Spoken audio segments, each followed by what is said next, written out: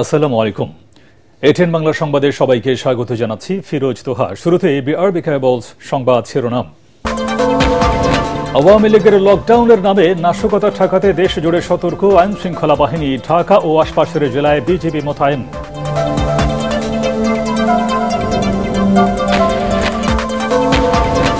আওয়ামী লীগের আগুন সন্ত্রাস ঠেকাতে রাজপথে থাকবে জামায়াত সহ সমমনা ৮ দল, বললেন মিয়া গোলাম পরওয়ার। ৫ দফা দাবি না মানলে প্রধান উপদেষ্টার বাসভবন ঘেরাও।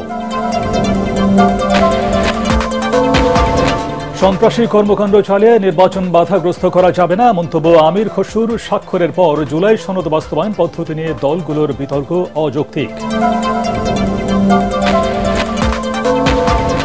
২৪-এর ডামি ভোটের দলগুলোকে এবারের নির্বাচনে অংশ নিতে দেওয়া হবে না, হুঁশিয়ারি গণ অধিকার পরিষদের। আওয়ামী নেতাদের স্বতন্ত্র প্রার্থী হিসেবে সুযোগ না দেওয়ার দাবি। এবং অবৈধ পথে ইউরোপের স্বপ্নযাত্রায় সুনামগঞ্জের ২৫০-র বেশি জিম্মি মুক্তিপণ দিয়ে দেশে ফিরেছেন। টাকা দিতে না পেরে দালালদের হাতে প্রাণ হারিয়েছেন অনেকেই। আওয়ামী লীগের আগুন সন্ত্রাস বন্ধ ও আইনশৃঙ্খলা ঠিক রাখতে রাজপথে থাকার ঘোষণা দিয়েছে জামায়াতে ইসলামী সহ সমমনা ইসলামী ৮ দল। জামায়াতের সেক্রেটারি জেনারেল মিয়া গোলাম পরওয়ার ফ্যাসিস্টদের রুখে দিতে সকল দলকে রাজপথে নামার আহ্বান জানান। এ সময় আগামী ১৬ নভেম্বরের মধ্যে ৫ দফা দাবি না মানলে প্রধান উপদেষ্টার বাসভবন যমুনার সামনে অনির্দিষ্টকালের জন্য অবস্থান কর্মসূচি পালনের ঘোষণাও দেওয়া হয়। আন্দোলনরত ৮ দলের বৈঠকের পর এই কর্মসূচির ঘোষণা দেন দলগুলোর নেতারা। কর্মসূচিতে আরও রয়েছে জুলাই জাতীয় সনদ বাস্তবায়ন আদেশ জারি ও জাতীয় নির্বাচনের পূর্বে গণভোট আয়োজন সহ ৫ দফা দাবিতে দেশব্যাপী জেলা ও মহানগর পর্যায়ে বিক্ষোভ মিছিল অনুষ্ঠিত হওয়া।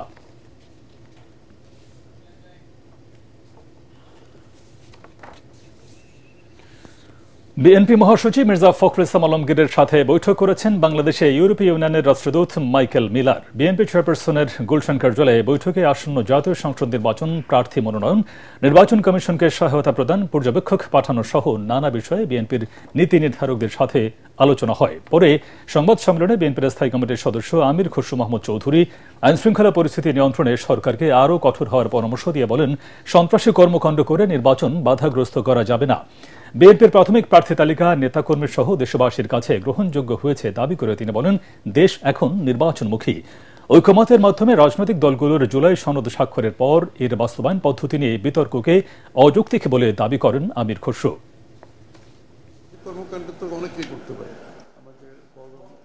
ইউরোপিয়ান ইউনিয়ন এই মুহূর্তে তাদের মনোযোগটা হচ্ছে নির্বাচনকে সুষ্ঠুভাবে সম্পন্ন করা, যেহেতু তাদের একটা বড় ইনভলভমেন্ট এই নির্বাচনে আছে। তারা চায় এই নির্বাচনটা সুষ্ঠুভাবে সমাধান হোক এবং দেশে গণতান্ত্রিক অর্ডারটা ফিরে আসুক। সন্ত্রাসী কর্মকাণ্ড তো যে কেউ, আওয়ামী লীগ কেন, যে কেউ করতে পারে। তো সন্ত্রাসী কর্মকাণ্ড তো এটার থেকে যদি আপনি সুরক্ষা চান, তাহলে আইন শৃঙ্খলা বাহিনীকে তাদের দায়িত্ব পালন করতে হবে সঠিকভাবে। কেউ সন্ত্রাসী কর্মকাণ্ডের মাধ্যমে নির্বাচনকে বাধাগ্রস্ত করতে পারবে সেটা বিশ্বাস করার কোনো কারণ নেই। বাংলাদেশের মানুষ অনেক সজাগ, তারা নির্বাচনের অপেক্ষায় আছে। তারা আজকে সমস্ত বাংলাদেশের ৩০০ আসনে নির্বাচনী কর্মকাণ্ড পূর্ণ উদ্যমে চলছে। জাতীয় পার্টি ও ১৪ দল সহ যারা ২০২৪ সালের নির্বাচনে অংশ নিয়েছে তারা যেন ত্রয়োদশ জাতীয় সংসদ নির্বাচনে অংশ নিতে না পারে সে বিষয়ে ব্যবস্থা নিতে নির্বাচন কমিশনকে অনুরোধ জানিয়েছে গণ অধিকার পরিষদ। সেই সাথে আওয়ামী লীগের কোনো নেতাকর্মীকে স্বতন্ত্র প্রার্থী হিসেবে নির্বাচন করতে না দেওয়ারও দাবি জানানো হয়। সকালে আগারগাঁওয়ের নির্বাচন ভবনে প্রধান নির্বাচন কমিশনারের সঙ্গে বৈঠক শেষে সাংবাদিকদের সাথে দলটির সাধারণ সম্পাদক রাশেদ খান একথা বলেন। নিবন্ধনের দোহাই দিয়ে আওয়ামী লীগ, আওয়ামী ফ্যাসিবাদের দোসর কোনো দলকে নির্বাচন কমিশনের সংলাপে ডাকা হলে এর বিরুদ্ধে আন্দোলনের হুঁশিয়ারিও দেন গণ অধিকার পরিষদের সাধারণ সম্পাদক। নির্বাচন কমিশন কোনোভাবেই যারা ২৪ সালের দামি নির্বাচনে অংশ নিয়েছে, যারা আওয়ামী লীগের নেতা ছিল, তাদেরকে স্বতন্ত্রভাবে নির্বাচনে অংশগ্রহণ করার সুযোগ দিবে না। সে বিষয়ে তারা যথাযথ পদক্ষেপ গ্রহণ করবে। একই সাথে আগামীকাল থেকে যে সংলাপ অনুষ্ঠিত হবে, সেই সংলাপে জাতীয় পার্টির ১৪ দল সহ কোনো ফ্যাসিবাদের দোসরকে ডাকবে না। যদি নির্বাচন কমিশন এই বিষয়ে তারা যথাযথ পদক্ষেপ গ্রহণ না করে, সেক্ষেত্রে আমরা রাজপথে আন্দোলন গড়ে তুলব। জাতীয় বার্ন অ্যান্ড প্লাস্টিক সার্জারি ইনস্টিটিউটে দীর্ঘ 3.5 মাস চিকিৎসা শেষে বাড়ি ফিরেছে মাইলস্টোন স্কুল অ্যান্ড কলেজে বিমান বিধ্বস্তের ঘটনায় আহত 10 বছর বয়সী যমজ বোন সারিনা জাহান সায়রা ও সাইবা জাহান সাইমা। সকালে হাসপাতালের পরিচালক মোহাম্মদ নাসির উদ্দিন সহ চিকিৎসক, নার্স ও কর্মীরা 2 শিশুকে বিদায় জানান। পরিচালক জানান, এ পর্যন্ত ওই দুর্ঘটনায় আহত 57 জনের মধ্যে 33 জন সুস্থ হয়ে বাড়ি ফিরেছেন, 20 জন মারা গেছেন এবং 3 জন এখনও চিকিৎসাধীন আছেন। একজনকে ট্রমা ম্যানেজমেন্টের জন্য মানসিক হাসপাতালে পাঠানো হয়েছে, তবে তারা শঙ্কামুক্ত। এ সময় তিনি চিকিৎসা কাজে যুক্ত সকলকে ধন্যবাদ জানান। শিশুদের বাবা মা ইয়াসিন মজুমদার ও আকলিমা আক্তার হাসপাতাল ও সরকারের প্রতি কৃতজ্ঞতা প্রকাশ করেন। গত 21 জুলাই মাইলস্টোন স্কুল ভবনে বিমান বাহিনীর প্রশিক্ষণ যুদ্ধ বিমান বিধ্বস্তে 36 জন নিহত ও 124 জন আহত হন। তদন্তে পাইলটের উড্ডয়ন ত্রুটিকে দুর্ঘটনার কারণ হিসেবে চিহ্নিত করা হয়।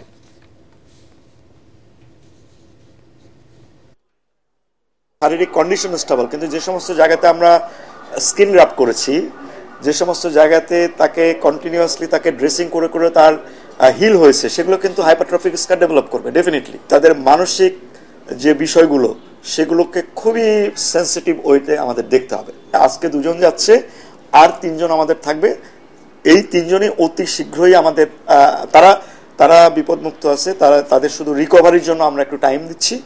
ইনশাল্লাহ তারাও পর্যায়ক্রমিকভাবে খুব দ্রুতই বাসায় ফিরবে বলে আমরা। অন্তর্বর্তী সরকারের শপথের বৈধতা নিয়ে ফেসবুকে আদালত অবমাননাকর পোস্ট দেয় আইনজীবী মোহসিন রশিদের কাছে ব্যাখ্যা চেয়েছে আপিল বিভাগ। অন্তর্বর্তী সরকারের শপথের বৈধতা নিয়ে আপিল বিভাগের শুনানিতে তার কাছে ব্যাখ্যা জানতে চান আদালত। পরবর্তী শুনানির জন্য 25 নভেম্বর দিন ঠিক করেন প্রধান বিচারপতি সৈয়দ রেফাত আহমেদ নেতৃত্বাধীন 7 বিচারপতির পূর্ণাঙ্গ বেঞ্চ। সংবিধানের 106 অনুচ্ছেদ অনুযায়ী সুপ্রিম কোর্টের মতামত নিয়ে অন্তর্বর্তী সরকারের শপথের বৈধতা চ্যালেঞ্জ করে গত বছরের ডিসেম্বরে করা রিট খারিজ করে দেন হাইকোর্ট। আদেশে উচ্চ আদালত বলেন, দেশের জনগণ বৈধতা দেয় অন্তর্বর্তী সরকার নিয়ে কোনো বিতর্ক থাকতে পারে না। পরে আপিল বিভাগে আপিলের অনুমতি চেয়ে আবেদন করেন রিটকারী আইনজীবী।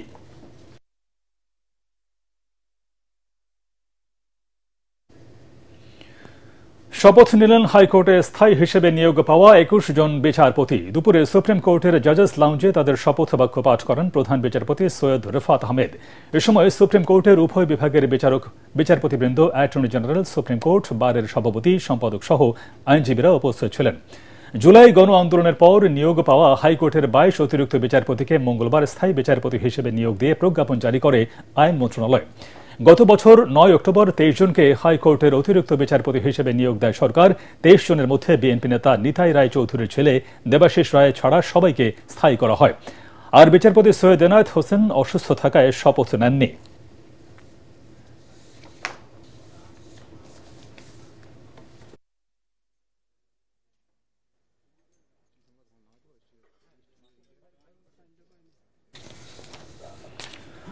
ভাগ্য পরিবর্তনের আশায় অবৈধ পথে ইউরোপে পাড়ি জমাচ্ছেন অনেক তরুণ। গেল 2 বছরে সুনামগঞ্জের 250-র বেশি তরুণ দালালদের মাধ্যমে লিবিয়া হয়ে ইউরোপের দেশ ইতালিতে যাওয়ার চেষ্টা করে, কিন্তু শেষ পর্যন্ত প্রতারক চক্রের হাতে জিম্মি হয়ে নিঃস্ব অবস্থায় দেশে ফেরেন তারা।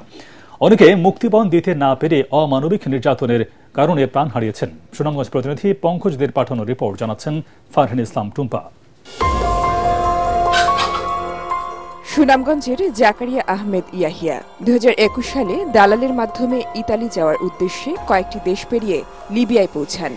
গত বছর ইতালির উদ্দেশ্যে ভূমধ্যসাগর পাড়ি দেওয়ার সময় লিবিয়ার আইনশৃঙ্খলা বাহিনীর হাতে আটক হন জাকারিয়া সহ শতাধিক অভিবাসন প্রত্যাশী। পরে স্থানীয় মাফিয়া চক্র আইনশৃঙ্খলা বাহিনীর কাছ থেকে তাদের কিনে নেয়। পরিবারের কাছ থেকে মুক্তিপণ আদায়ের পর ছাড়া পান জাকারিয়া। আমরা 120 জন রওনা দিছি। 2টা ইঞ্জিল দিছিল। একটা ইঞ্জিল 3 থেকে 4 ঘন্টা চলার পরে একটা ইঞ্জিল নষ্ট হয়ে গেছে। ইঞ্জিল নষ্ট হওয়ার পরে সাগরের মাঝখানে আমরা প্রায় রাতের ভিতরে যাওয়ার প্ল্যান ছিল। রাতের ভিতরে রাত হয়ে গেছে, ফজরের টাইম।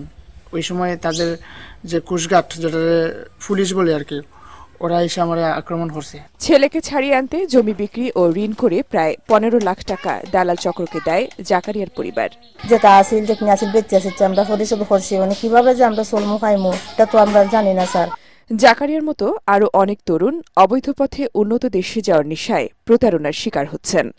মুক্তিপণ দিতে না পারলে হারাচ্ছেন প্রাণ।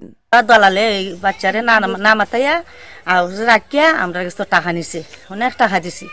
প্রায় 30 লাখের মতো টাকা গেছে আমার ছেলের তুলে। আমার ছেলে 2 মাস পর আমরা খোঁজ খবর পাইছি না। লিবিয়ার প্রত্যেকটা নাগরিক যারা আছে ওইখানে তারা বলতে পারবে ওইখানকার কি পরিস্থিতি। লিবিয়ান লোকই ধরে নিয়ে যায়, না হয় মাফিয়া ধরে নিয়ে যায়, না হয় আর্মি ধরে নিয়ে যায়, আর ওইখানকার আপনার কার্ডও নাই।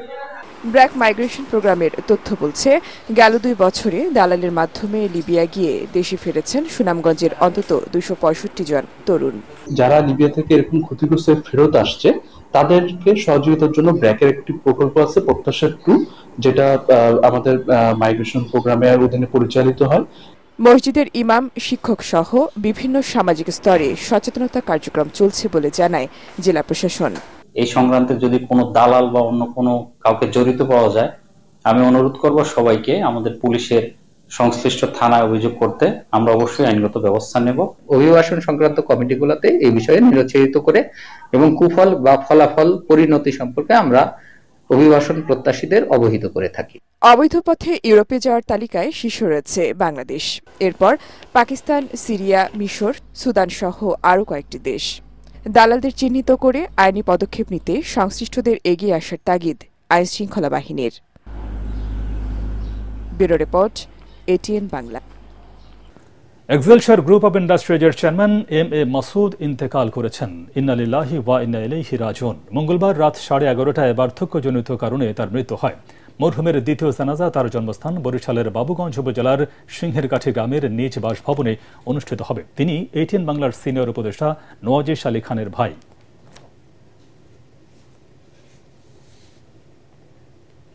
পূবালী ব্যাংক বাণিজ্য সংবাদ।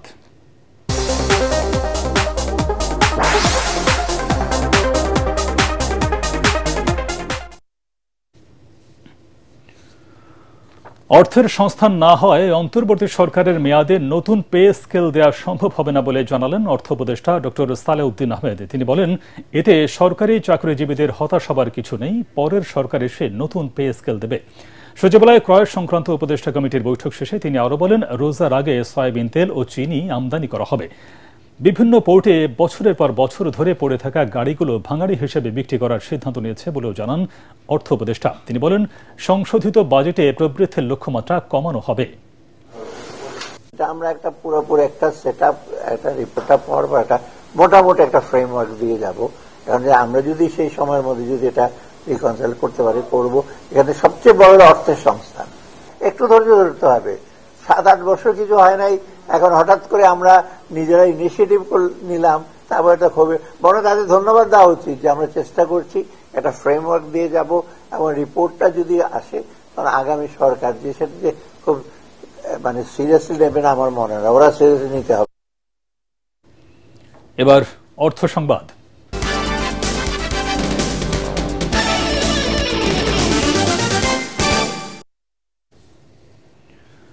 প্রথম আলোর আয়োজনে ও ইস্পাহানি গ্রুপের পৃষ্ঠপোষকতায় তৃতীয়বারের মতো অনুষ্ঠিত হচ্ছে ইস্পাহানি প্রথম আলো আন্তঃবিশ্ববিদ্যালয় ফুটবল টুর্নামেন্ট।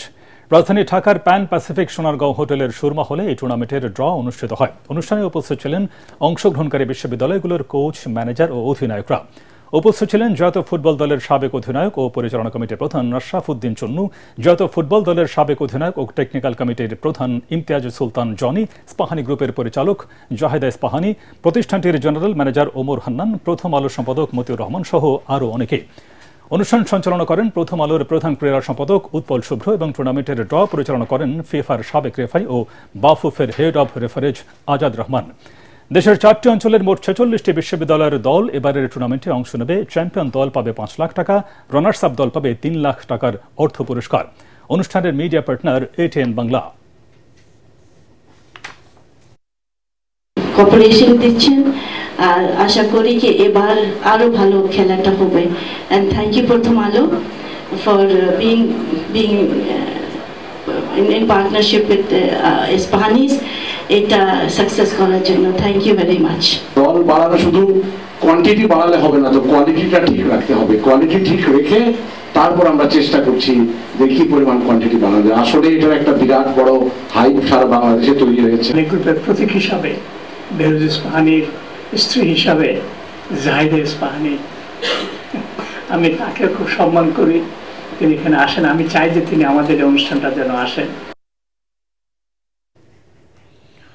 সন্ধানী লাইফ ইন্স্যুরেন্স আন্তর্জাতিক সংবাদ।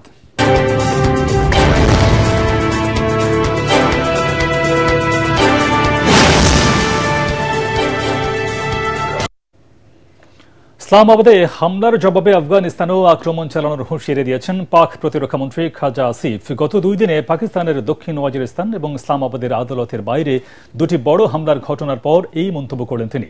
পাক গণমাধ্যম জিও নিউজের এক অনুষ্ঠানে প্রতিরক্ষামন্ত্রী আরও বলেন, 2টি হামলার পর আফগানিস্তানের অভ্যন্তরে সীমান্তে পাকিস্তানের আক্রমণের সম্ভাবনা উড়িয়ে দেওয়া যায় না। এ সময় তিনি সতর্ক করে বলেন, পাকিস্তানে যেভাবে আক্রমণ করা হবে ইসলামাবাদও একইভাবে তার জবাব দেবে। সহিংসতার পেছনে সশস্ত্র গোষ্ঠীদের আশ্রয় দেওয়ার দায়ে আফগান তালেবান শাসনের নিন্দাও করেন তিনি। মঙ্গলবার আত্মঘাতী বিস্ফোরণে পাকিস্তানে 12 জন নিহত এবং 30 জনেরও বেশি আহত হন। পরে হামলার দায় স্বীকার করে তেহরিকি তালেবান পাকিস্তান টিটিপি।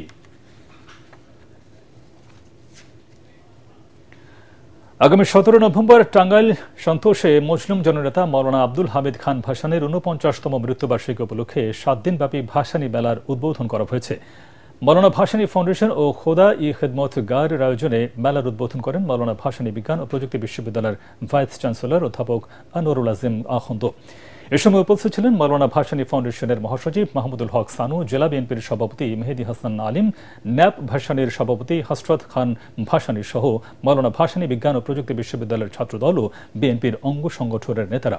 প্রতি বছরের মতো এবারও দিবসটি উপলক্ষে দেয়াল পত্রিকা প্রকাশ, ওরস স্মরণ সভা, গণভোট সহ 7 দিনব্যাপী নানা কর্মসূচির আয়োজন করা হয়েছে।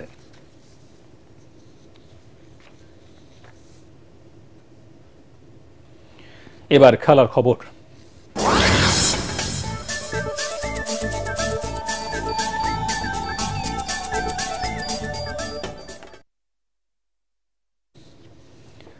সিলেট টেস্টের দ্বিতীয় দিনে আয়ারল্যান্ডের বিপক্ষে ব্যাট করছে বাংলাদেশ। টাইগারদের ইনিংস ওপেন করতে নামেন মাহমুদুল হাসান জয় ও সাদমান ইসলাম। দুজনই পেয়ে যান 50-র দেখা। 248 বলে তারা 168 রানের জুটি করার পর ম্যাথু হামফ্রেসের শিকারে পরিণত হন সাদমান ইসলাম। বিদায়ের আগে 9-4 আর 1 ছক্কায় 80 রানের দারুণ এক ইনিংস খেলেন সাদমান। সেঞ্চুরির সুবাস লাগিয়ে তিনি আউট হন। সেঞ্চুরি করার অপেক্ষায় আছেন আরেক ওপেনার মাহমুদুল হাসান জয়। শেষ খবর পাওয়া পর্যন্ত বাংলাদেশের সংগ্রহ 1 উইকেটে 200 রান। আগের দিনের 8 উইকেটে 270 রান নিয়ে খেলতে নেমে দ্বিতীয় দিনে মাত্র 14 বল টিকতে পারে আয়ারল্যান্ড। ম্যাথু হামফ্রেসকে লেগ বিফোরের ফাঁদে ফেলেন তাজুল ইসলাম। এরপর হাসান মাহমুদ উইকেট শিকারে নামলে গুটিয়ে যায় আয়ারল্যান্ড। শেষ ব্যাটসম্যান হিসেবে 31 রানে আউট হয়েছেন ম্যাকার্থি।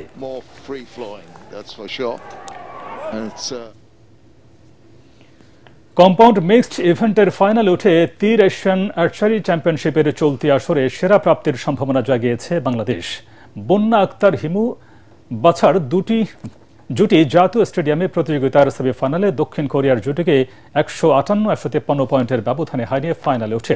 দেশের আর্চারদের সাফল্যে বেশি খুশি ওয়ার্ল্ড আর্চারি এশিয়ান প্রেসিডেন্ট কাজী রাজিব উদ্দিন আহমেদ চপল। পরগারমানের রিপোর্ট।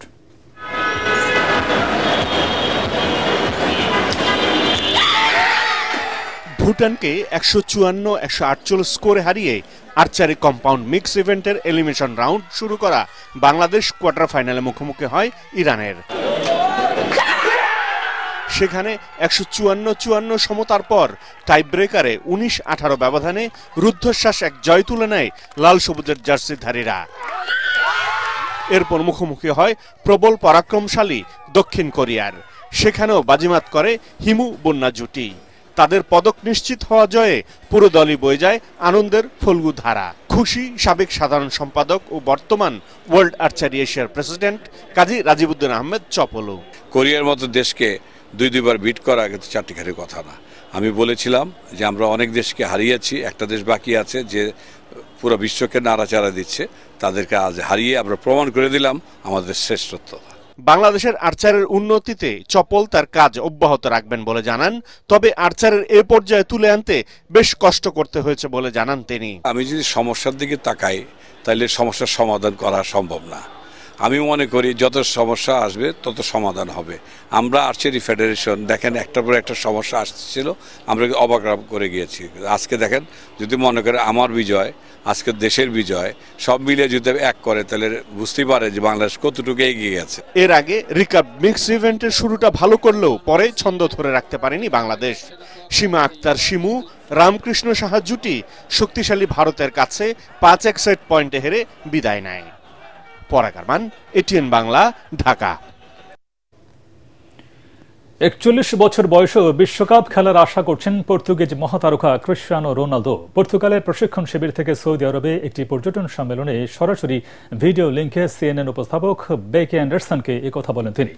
বাছাই পর্বেও শেষ 2 ম্যাচে 2 পয়েন্ট পেলেই 2026 বিশ্বকাপে খেলার যোগ্যতা অর্জন করবে পর্তুগাল। অবসর নেওয়ার সম্পর্কে রোনালদো জানান, গত 25 বছর ধরে খেলা চালিয়ে যাওয়ার পরও এখনও খেলা উপভোগ করেন তিনি। এদিকে রোনালদোর চিরপ্রতিদ্বন্দ্বী লিওনেল মেসি এবার 6ষ্ঠ বিশ্বকাপ খেলতে যাচ্ছেন।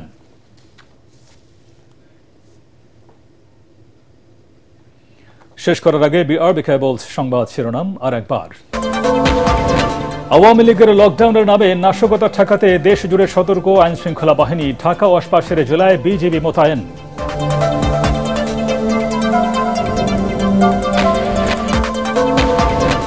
আওয়ামী লীগের আগুন সন্ত্রাস ঠেকাতে রাজপথে থাকবে জামায়াত সহ সমমনা 8 দল, বললেন মিয়া গোলাম পরওয়ার। 5 দফা দাবি না মানলে প্রধান উপদেষ্টার বাসভবন ঘেরাও। সন্ত্রাসী কর্মকাণ্ড চালিয়ে নির্বাচন বাধাগ্রস্ত করা যাবে না, মন্তব্য আমির খসরুর। স্বাক্ষরের পর জুলাই সনদ বাস্তবায়ন পদ্ধতি নিয়ে দলগুলোর বিতর্ক অযৌক্তিক।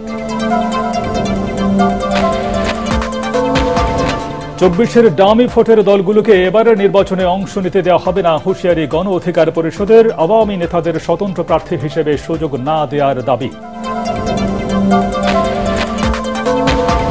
এবং অবৈধ পথে ইউরোপের স্বপ্নযাত্রায় সুনামগঞ্জের 250-র বেশি জিম্মি মুক্তিপণ দিয়ে দেশে ফিরেছেন। টাকা দিতে না পেরে দালালদের হাতে প্রাণ হারিয়েছেন অনেকেই। পরবর্তী সংবাদ দেখার আমন্ত্রণ জানিয়ে এখনকার মতো শেষ করছি। এটিএন বাংলার সংবাদ ইউটিউবে দেখতে ব্রাউজ করুন youtube/ATN Bangla News। ধন্যবাদ সবাইকে।